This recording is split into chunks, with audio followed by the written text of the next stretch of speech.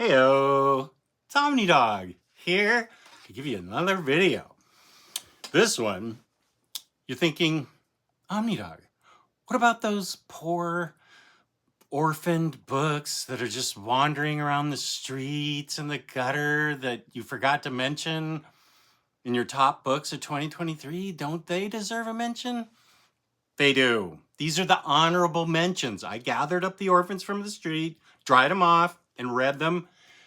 These were awesome, but I had to, make decisions for the top books. But this is my way of talking about even more books. These are the honorable mentions. Now, I totally admit my focus has been recently, past year, superheroes. I've read a lot of superhero stuff. This is my promise on camera of making more of an effort to read European comics this year, 2024. That's from Tony from Sweden. He's my European advisor.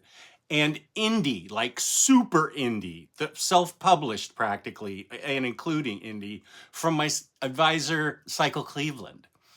I will be reading more of those books to expand my horizons. I have read those in the past, but I admit, you're not going to see many here. The focus is mostly superhero, and there's way more out there. I got to start doing a better job, and I will. So we'll start with our first superhero book. Moonight by Jed MacKay. And you're welcome. I bought the trades, so there's, of course, an omnibus coming out in the fall. You're welcome. He writes Moon Knight as the street-level hero that he is. He's Mr. Knight with the Midnight Mission, and his mission is to help people, in the area, the neighborhood that need help, because there's a lot of weird stuff going on. In his office is like a vampire secretary that he's trying to help, and there's vampires, and he meets up with Werewolf by Night, and there's all kinds of supernatural shenanigans going on. Jed MacKay is a freaking star. Moon Knight is so great. You don't need to know anything. I love Moon Knight. I've read a lot of Moon Knight, but this one, you're okay to go into it cold. I bookmarked something on the first few books so I can just show you how cool it is. So the first story, there is a janitor that's been tasked by somebody that wants to take down Moon Knight. A janitor that infects everybody in the building with his sweat. So Moon Knight goes to confront him because the apartment building's in Moon Knight's neighborhood. And Moon Knight challenges him. He says, let's not even fight with weapons. Let me take your sweat and we'll go brain to brain. I'll see if you can handle what's in my mind. And the janitor goes, okay. Okay, listen to this. This is Moon Knight. Let me show you something new. You who have touched any number of minds, how does it feel to touch the truly alien? This is what I'm reading right now. The universe is composed almost entirely of darkness, Holly. That's the guy's name. It's the default state. An uncaring, indifferent nothing. Cold, impenetrable. Little wonder then, when early men looked up from the terrifying darkness of night, beset by predators, and saw light, they worshipped it as a god. Mine is the cold fire of the moon. Mine is the tidal pull on the salt blood beating through your heart. Mine is the silver madness that illuminates but does not warm. Of course, the janitor loses it. Moon Knight just takes his mind over and shows him everything that's going on in him. And he takes the guy over. Everything's cool in the building. The guy's never going to be the same, but all the people are okay. And that's only the first story. The rest of this, book 2, book 3, are all awesome. What I really like, I think I've already said this in a previous video, favorite Marvel books of 2023, the first half. Second book is called Too Tough to Die, and the third book is called Halfway to Sanity. Those are both Ramones album titles. You almost have to buy this. How cool is that? So there's that. Actually, how did that not make the top list? I just read that really chillingly. Oh. Okay, you got to get Moonight. Here's another book I liked. Came out, was one of my first reads of 2023. The Variants. This is a Jessica Jones book. I love Jessica Jones. She's a private investigator. Formerly, she has many former identities, you know, besides being Jessica Jones. And they show some of her variants here on the cover. Whenever this is by Gail Simone, Phil Notto does the artwork. Whenever Jessica gets a migraine, another Jessica from the multiverse shows up. The variants show up thinking it's their Earth and start beating on Jessica because they think she's the bad guy. And Jessica thinks the purple man is messing with her. I'm not going to spoil it, but she continues to get migraines and these variants continue to show up. One thing she has in her favor is one of my favorite people, and that's Tigra. Her buddy Tigra shows up, meets her in a coffee shop, girl talk, helps calm her down, says, I'm going to be there for you. And here's what some of the variants look like. One of the variants, Captain America, right there, that shows up. And of course, they battle in Jessica Jones' apartment with Luke Cage. Luke plays a big part in this. And all these different variants show up, and I thought it was really imaginative, and I thought what was causing her migraines and the ultimate result, the sort of third arc where we see what's really going on, I thought Gail Simone nailed it. She's great. This book is fun. It's a quick read, and I wish there was more. I wish it was a fatter book. There was so much good stuff in this. So read Variants. Next, the surprise of 2023, Scarlet Witch by Steve Orlando. Art by Sarah Pacelli. What? Russell Dodderman's in this too? Wait. Russell Dodderman, cover artist. Okay, yeah. Sarah Pacelli did most of the art. The Scarlet Witch is called The Last Door. Scarlet Witch, she is coming off of some things, and there are some references to those things in this book, but I handled it like I always do with books from Marvel. Okay, that happened, so let's continue. She opens a shop with Darcy, the famous Darcy of Marvel in the MCU, as her assistant. She opens a shop, and it's called The Last Door. And if your need is great and your hope is gone, there you will meet Scarlet Witch at the last door. So, Quicksilver, her brother, I guess in this whatever reality, yeah, Quicksilver's her brother still, not her husband like in Ultimates 3 or whatever. This is the last door. Quicksilver shows up. He's a jerk. And whoop, someone comes through the last door. She's in need of help. She's hopeless. Things have gone wrong for her. And the Scarlet Witch helps her figure things out. This goes on throughout the whole book. Scarlet Witch deals with some pretty big foes, but has a lot of cool. Polaris shows up, and it's really cool. She's all green and everything. I loved it. There's a lot of having coffee, stuff like that. It's really cool. She even deals with somebody in like the subatomic world. And that's a really cool thing because the door opens here. They don't even see who's showed up. It's somebody from the subatomic universe. This book's cool. I think Steve Orlando did a great job. I can't wait to read volume 2 of this. It does break off at the end for Contest of Chaos. Okay, I'll read that on Marvel Unlimited and see what it's about, because Agatha shows up at the very end, very young. But then book 2 has been solicited. I think it's going to be out this month, February maybe. So I have no problem reading Contests of Chaos online and picking up Scarlet Witch 2. So this is Scarlet Witch. You definitely should consider this. And by consider, I mean buy.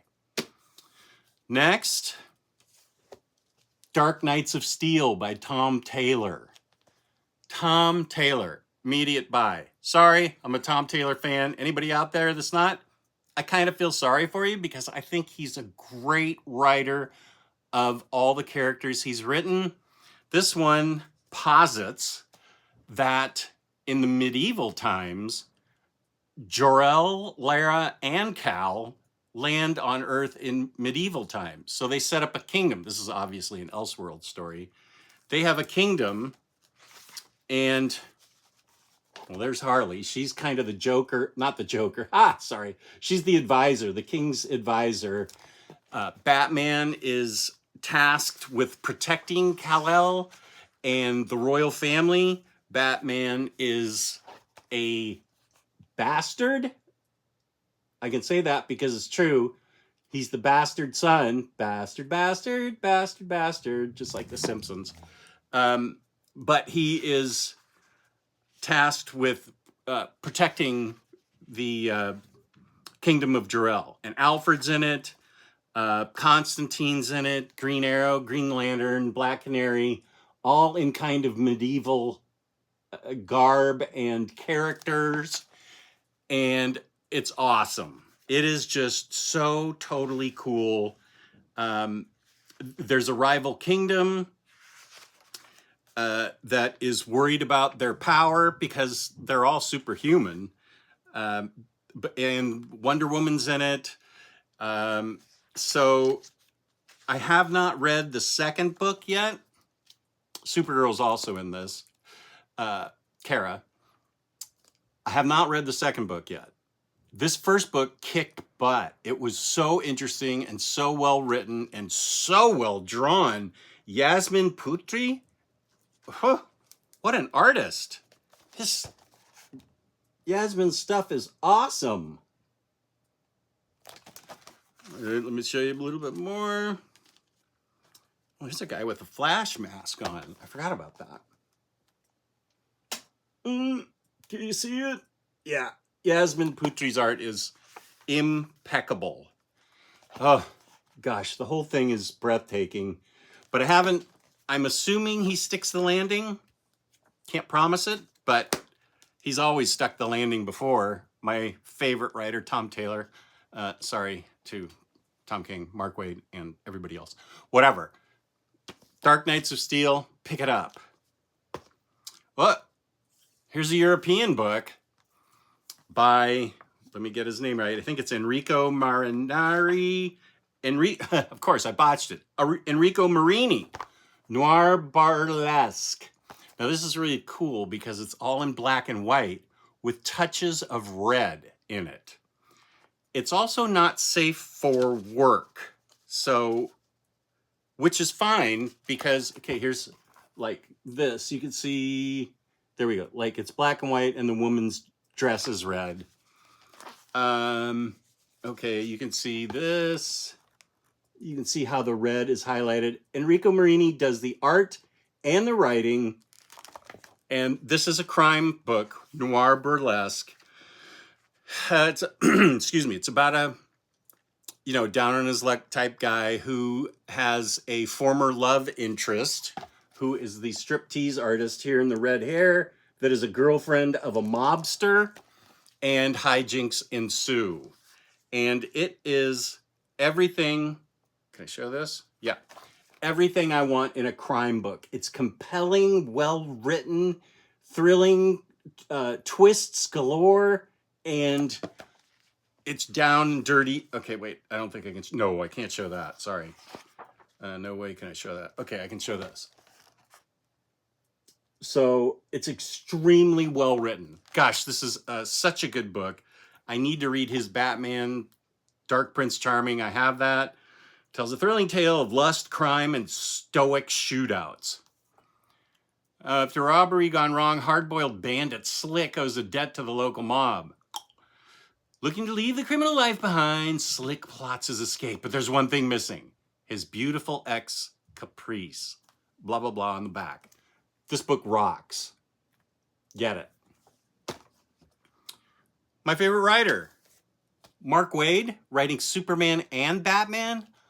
I'm in heaven. Yeah, that's right. And art by Dan Mora, who Dan Mora must have superpowers of his own because he doesn't have any trouble getting great art in on a monthly, bi-monthly, whenever this book came out. He has no trouble. I think he's doing like 2 other books besides this. Dan Mora's art is rocking. He is so great. And in this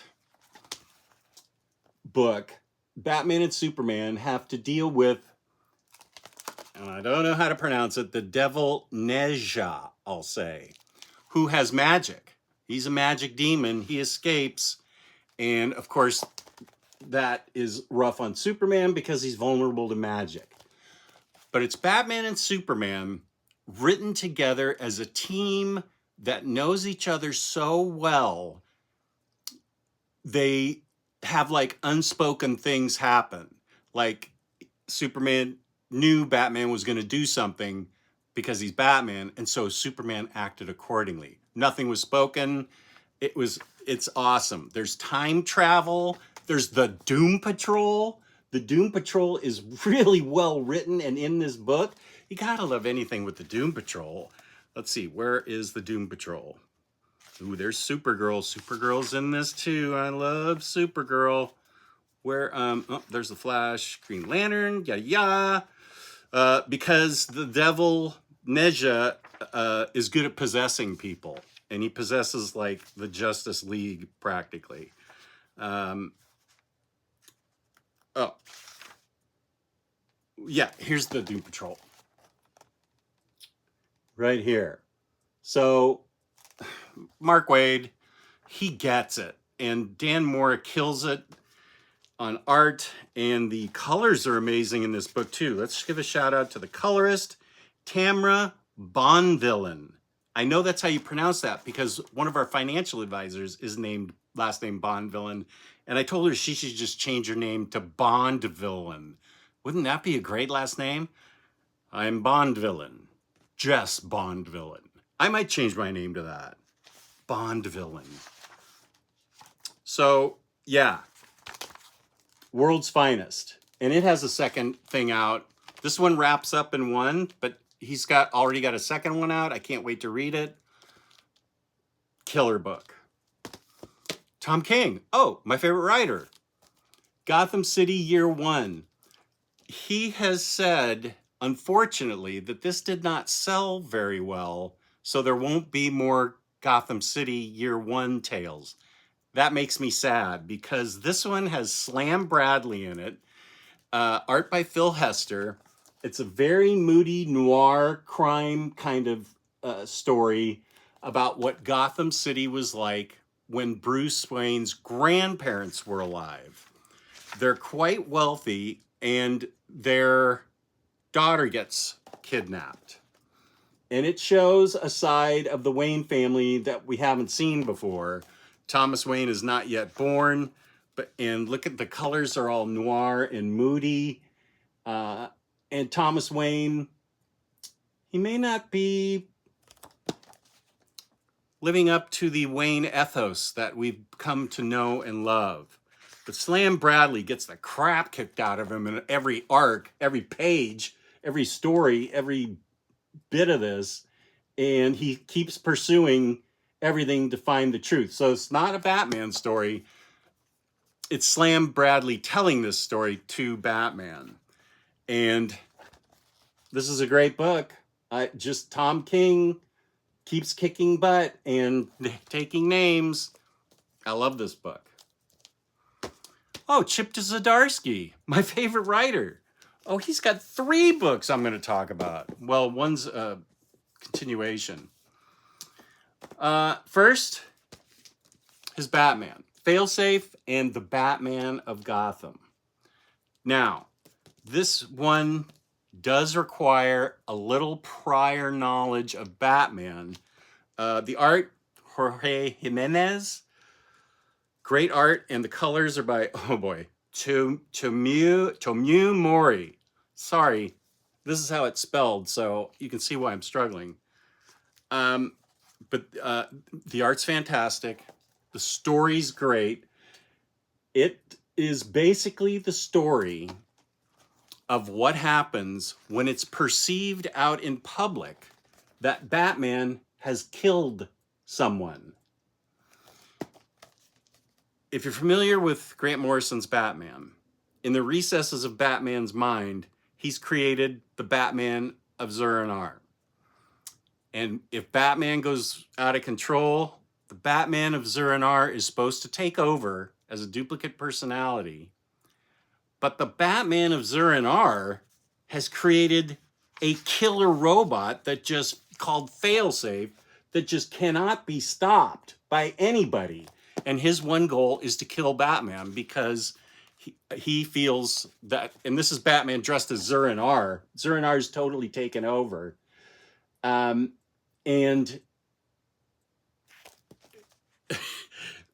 Failsafe is a killer robot.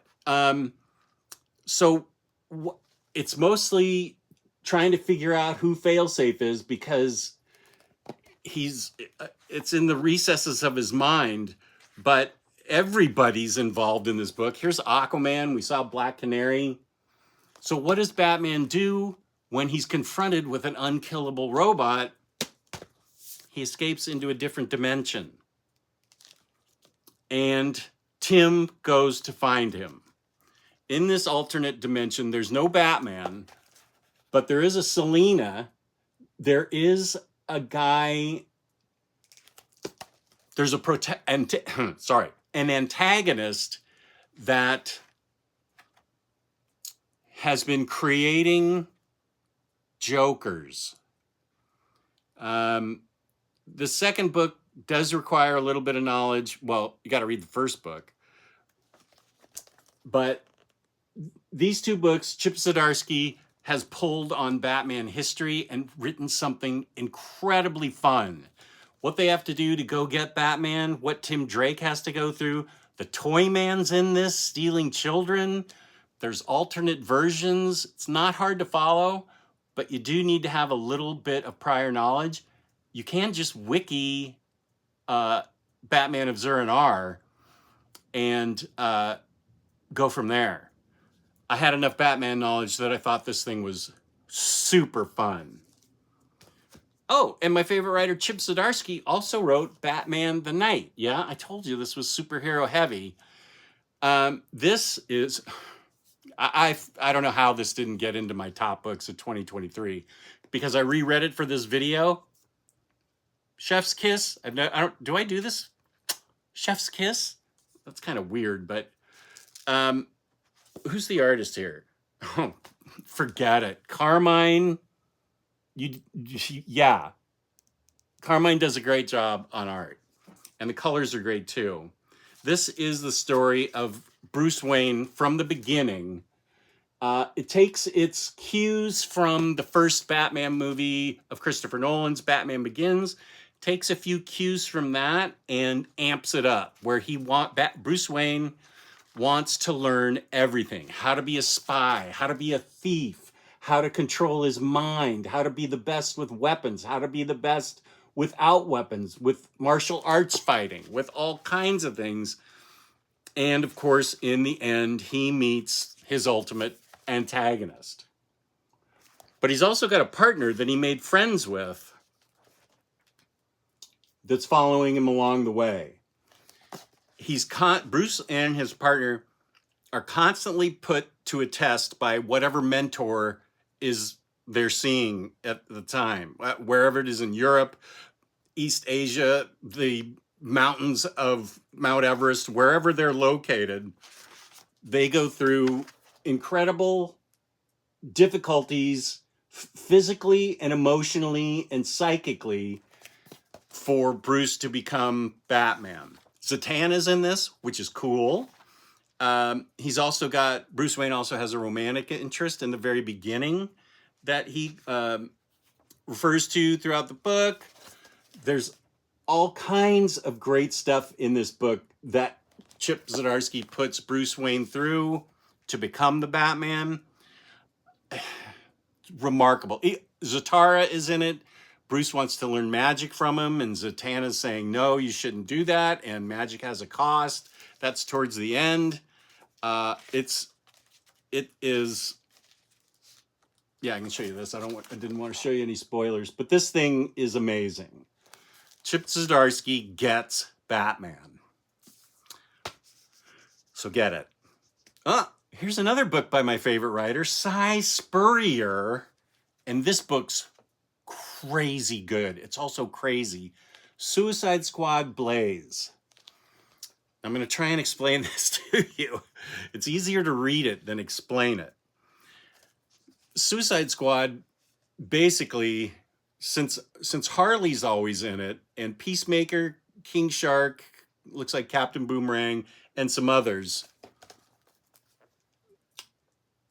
Suicide Squad always has to be sort of out of canon, because Harley's always in canon in these books, the regular DC line. So Suicide Squad's kind of pushed over there where it can operate so that she's always in jail and needs to be yanked out by Amanda Waller to do Suicide Squad stuff.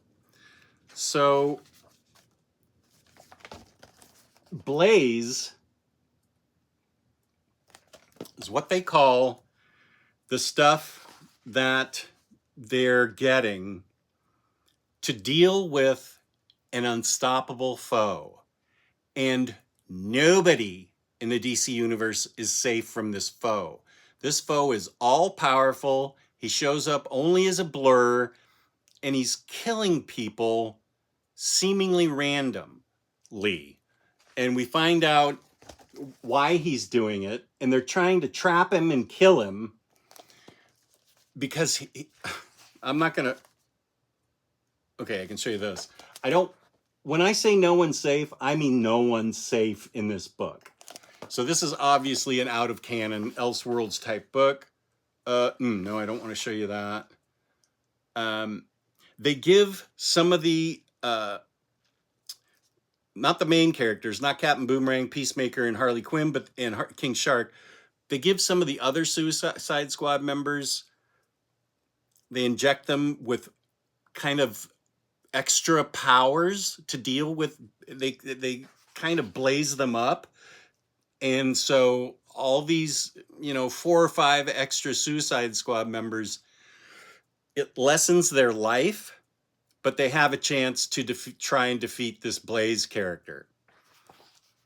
Yeah. Oh, this is a really cool page. And when one of the Suicide Squad Blaze people dies, the power transfers over to the surviving Blazers. And it is a psychological nightmare journey for all these people. This is action-packed, but it's also deeply psychologically kind of frightening, really. It takes a deep dive into what's going on in all these characters' heads and what this Blaze character is up to and why he is... Can I show this? Yeah. And they eventually show you who this villain is, what's made him like he is, and what they have to do to defeat him. It needs a couple reads because Cy Spurrier, as I said, does a deep psychological dive on the madness that infects all these people, the madness that infects the world, the madness that affects our governments, things like that. So it needs a couple reads, but it is so satisfying and so amazing and so great that I highly recommend this. And it's a big black label book, so it's nice and big, tall. So that's it for my honorable mentions. Thank you so much for watching. Peace and love. Please like this video, subscribe, comment, hit the notification bell if you subscribe. Peace and love, and I will get... Oh, yeah, another thing I'm going to do, Mallory wants me to do occult books, demons and witches and stuff. Mallory, I'm going to do that this year. Promise. Peace and love, peace and love. Thank you for watching. I love you all so much. Thank you for liking me enough to watch this video. Peace and love.